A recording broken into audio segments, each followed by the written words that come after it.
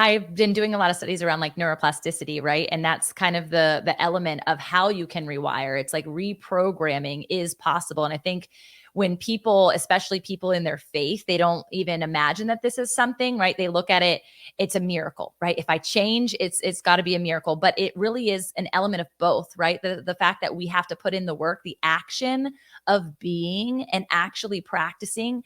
God meditated, Jesus meditated. It was literally one of the biggest practices that Jesus did when he was here is he went to pray, he went to meditate. And so people can twist this as spirituality, as woo woo, right? And like this isn't possible. But why would God create a brain that has this ability if we're able to meditate on the word day and night? And the word that she's saying associated to that is identity. It's identity association. So she's saying, take the lies that either you have implanted or the enemy has implanted in your mind that you continue on repeat every single day. I'm not worthy. I'm not good enough. I'm not strong enough. I'm not beautiful. And literally replace with the word of God. Those affirmations, by the way, if you listen to biblical affirmations versus worldly affirmations, those are 75% more likely to have a transformation. And this is done through a series of studies that have taken place over the last 10 years. So a decade worth of knowledge that biblical affirmations associated to your identity are better than just worldly affirmations, secular affirmations. Wow, gosh, that is so powerful. Well, there's so many studies around meditation. There's my own MBS method currently. We're going through some incredible scientific research. We've got doctors all over America trying it out, clinical trials with their patients. Awesome. We've got MRIs, EEGs happening. It's a whole movement. It's already Wow. practiced by doctors, psychologists, and monks all over the world, but we're taking it to a new level to really prove that it's science. There is actually science-backed evidence behind it. So good. So we're on step 4 now. What do we got? Okay, step number 4 is expand your vision. So number 4 is understanding how you can expand this flow, how you can make this vision bigger. How do you expand things? Through visualizations, through vision boards, through people.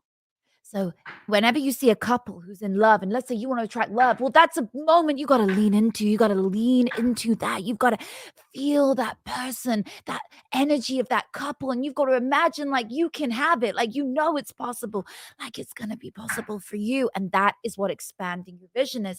You can also do it through things you watch on TV. If you want to live an amazing life, an abundant life, well, honey, make sure you're watching abundant movies. Come Movies where the, on. the story is about somebody who is really abundant financially in every way. They give to charity, they do great things, and look at it and let it expand your mind. And how interesting that you say that, because a huge component of always becoming for me was almost a state of conviction of getting rid of. It was a state of minimization.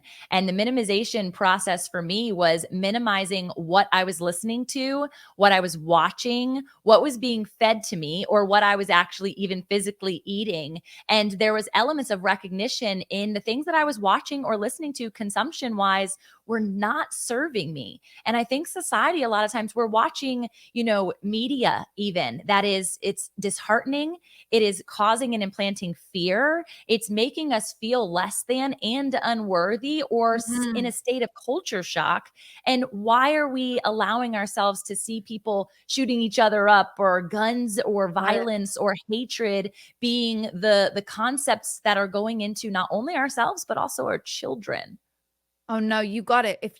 What you watch really becomes you. And here's the crazier Yes. thing, and this is terrifying. What we listen to in our podcasts or in our radios in the background, it goes into our subconscious mind. So if you are literally listening in the background to something that is upsetting your mind and you don't know about it, this is actually becoming who you are. So choosing right now to tune into Tamra's amazing podcast means that you really want to better your life. You're tuning and hardwiring your brain to be a new human, to be a better person. This is the importance of listening to good things every day, to really becoming that amazing version of you. So that's really, really important to expand your vision with good things. Choose to listen to good things. Pillar number 5 is take inspired action. So every single day, you have to choose and make a decision to take inspired action. You literally have to decide today, I want to show up as a better human. And today I want to take some action, which is going to guide me closer toward my ultimate destiny, that's going to take me to being the best version of me, that's going to help me achieve my goal. If you do 3 small goals a day, right? 3 small goals a day, that's inspired action. Do you know how many goals that is a year? 1,095. So Come now, honey, your on. That's side hustle has become awesome. your main hustle. You've done 3 small goals a day. You've created an amazing field. You've Yeah. created an amazing industry. Whatever it is that you are doing, 1,095 goals a year, that is a big achievement. So make sure you are taking inspired action, because the final part of it, but inspired action creates drive, momentum, motivation. Write that down. Inspired action creates drive, momentum, and motivation. So if you're hearing this right now, this was not a fluke that you just showed up on Tamra's podcast today listening. It was not a fluke that you've chosen to hardwire your brain into a new thought process. Maybe nothing's working for you. Maybe you feel stuck right now. But when you apply these 5 pillars into your life, you will see a monumental change. You will see something shift in your life if you do this all the time. You just practice and you show up as a new person. Because, like I told you, every moment you get a chance to show up as a new person all the time. We're not the same person that we were 15 minutes ago, Yeah. let alone a decade ago. So don't let somebody else's words bring you down. Don't let your old past self bring you down. You get a chance to show up every day as a new person. So who will you show up as today?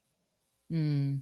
I have so many things to say. One, how connected we are. So you talk about this inspired action and an element of our mission, both with the podcast, with my coaching, with my books, with all the things that we put out into the universe, is about obliterating shame and activating purpose. Because it does start with the element of ourselves. That's the identity piece that then goes into activating purpose to why are you here? What's the legacy in which you're intended to leave? What's that purpose? What's that calling? And everyone has gifts and talents in which they're meant to utilize and activate. But the piece that I really loved even next, which I think is an element of number 5, which makes it expanded to everyone you're connected to, is you said drive, momentum, and motivation. And I don't believe that it's just the motivation for ourselves to keep going, but you are actually inspiring others to get motivated to start right back at number 1.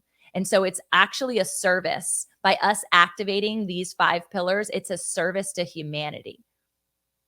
100%. And I've got a free program which gives you access. It's worth like $500. You can do these 5 pillars. I've created the 5 videos that anybody can do anytime. It's on demand, and you will do every pillar we just went through. It will coach you, guide you. It's me doing it with you, and you just get to learn it. I've had so many humans do it. So many people go through it and have just phenomenal changes. The testimonials are incredible. People have used my MBS method because pillar 2, you get to do the MBS method to remove blockages where they weren't able to conceive babies. This one lady, she comes on our clubhouse every week.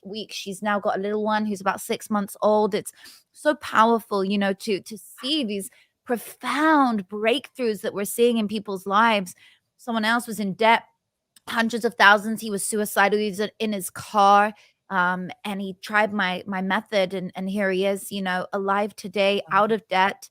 It's really beautiful. I got myself out of debt. I was in debt hundreds of thousands at the time, and I was in a really dark place. And you know, how did I get out of it? Well, I just started applying this method. And guess what?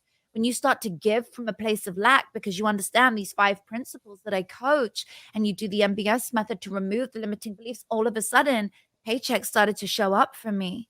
You know, I got a tax rebate come through. I got some money from a family member who had passed come through. Little bits started to come back. And I was like, thank God, where is this coming from?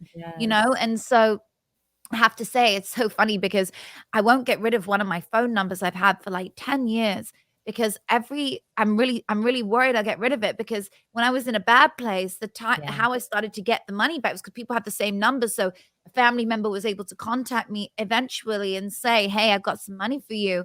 Yeah.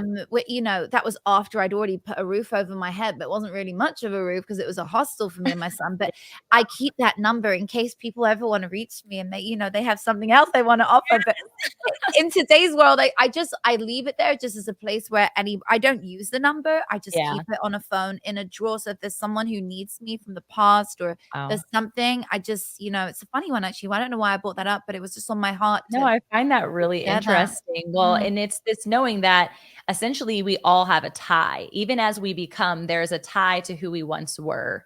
And while our identity has shape shifted and we've become something what feels like, and I know for me, even when I look at pictures, and I'm sure it's the same for you, Natasha, you're like, who is that person? I don't even recognize who she was. And thank God that there's been this massive transformation. I feel like each year I look younger than I did even when I was in my 20s because I was not treating myself well. And I was consuming everything else and letting everything else dictate my identity versus taking ownership and being able to dictate my identity and then project into the world all of the positivity that we are created with.